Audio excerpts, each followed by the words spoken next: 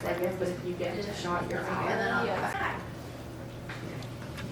Hi, I'm Megan Lazeski, Assistant Principal of the Seneca Valley Senior High School. So my name is Mr. Brown. I'm a PE teacher at Seneca Valley Senior High School. I'm Nicole Duncan. I'm a math teacher at Seneca Valley. Hello, I'm Mr. Watkins. I teach 12th grade humanities this year. I'm technically in a long-term sub position for this year. Being an assistant principal is very different than being a teacher. I wouldn't say that it's easy, no.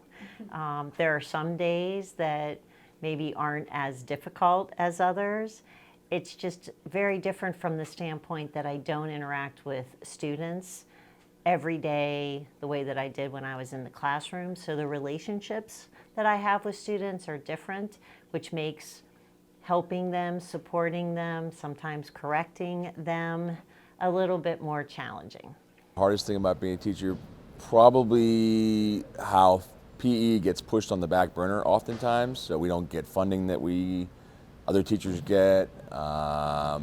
Time, space, our gym gets taken from us, the field gets taken from us often, so the challenges of juggling our classes and having to be flexible with other events that are going on that are using our space.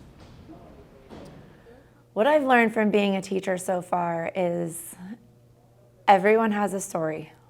And a lot of times you're not going to learn from somebody unless you know that they care about you. And setting that tone for students and making it a comfortable environment for learning is vital to their success. What is it like being a new teacher at Seneca Valley? It's a privilege. Seneca is a very good district, I believe. I'm learning a lot. It is like putting together a giant puzzle. But the fellow teachers are so supportive. Great student body, and I'm learning a lot. I've always wanted to be in this district. My parents taught here, and so I have some lineage here. It was actually an advisor that I had at the University of Pittsburgh who inspired me to become a teacher. He saw something in me when he and I would meet and directed me toward education as opposed to medicine, which was my initial intent. What inspired me to become a teacher?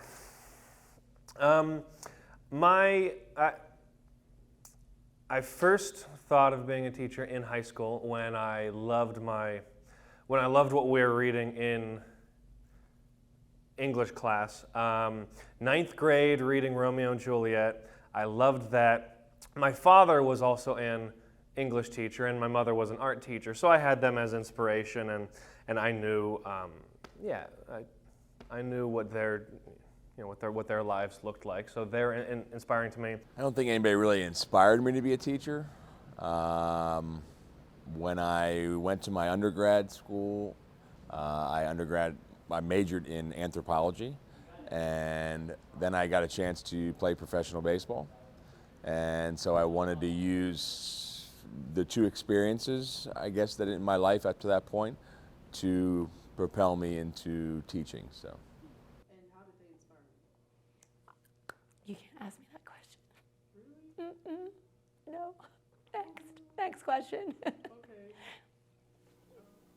I have learned so much from my students, but if you ask me what is the most important lesson that I've learned from my students, it is to keep an open mind and to be flexible in the opinions that I establish. Absolutely. Students always teach me things: kindness, patience. What do I want my kids to learn? My own children to learn, and I try and incorporate that into the classroom. And they're always teaching me about new technologies, new things that are out there. So yeah, I'm always learning from students. What I've learned from being a teacher so far is everyone has a story. And a lot of times you're not going to learn from somebody unless you know that they care about you.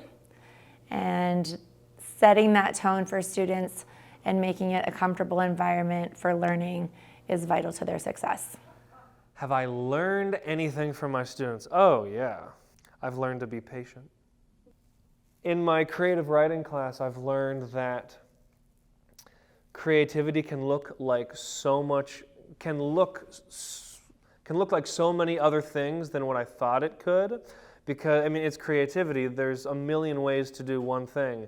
And sometimes I'll try to push my creative writing students to exercise these specific creative muscles, and they'll be doing it in a way that I would have never thought about. And that pushes my own understanding, my own understanding and flexibility for what, what kind of work I want students to be turning in.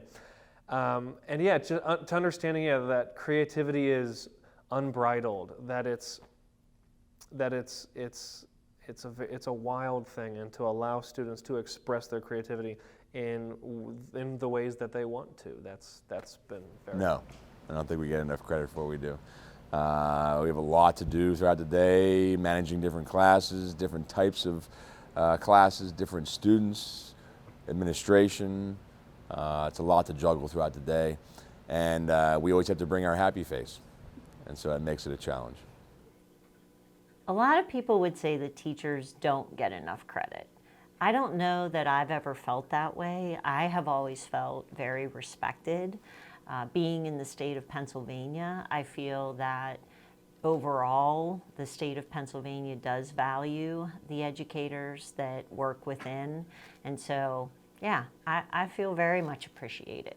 Have I had some instances where I've been disrespected? Yeah, but don't we all have those instances in every profession? Do I think teachers get enough credit for what we do? I think we get a lot of credit. I think sometimes people don't realize all of the different hats we wear. Sometimes we're a parent, sometimes we need to be a friend, sometimes we're a teacher, sometimes we're a guidance counselor, sometimes we're the disciplinary person that's needed. So there's a lot of roles that we play, but I think the appreciation is there, but maybe not the awareness of all that is involved in being a teacher. Do I think that teachers get enough credit? No. No. I think our pay could be higher for how much work we do and how important our positions are to the structure of our society. Like, right, everyone goes through high school. Pretty much everyone goes through high school. Those formative years of becoming who you are, we are, public school is so integral to the structure of our society. And it can be difficult sometimes to play babysitter and to play authoritarian. Those are parts of, because everyone's here, because your parents are at work and you need to be somewhere during the day. There's that part of the public school system. We are very important. And yeah, I don't think we are accommodated that much. We have good health insurance in PA, but I think pay could be higher. I think public opinion of teachers could be higher.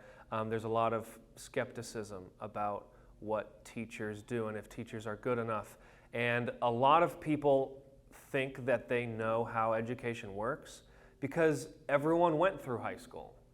So everyone thinks they understand how it works. It's very complex and it's very difficult, and to let teachers do their job would be very appreciated by teachers. Yeah, there's a lot of skepticism whether or not teachers are doing a good enough job, and I think there could be more trust from the public.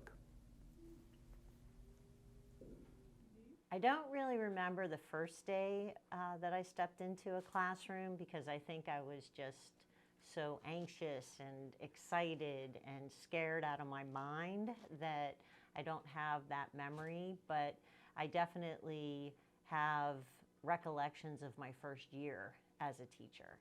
And as I often tell many people about my first year of teaching and truly every day thereafter, I went to work and still do come to work with a smile on my face.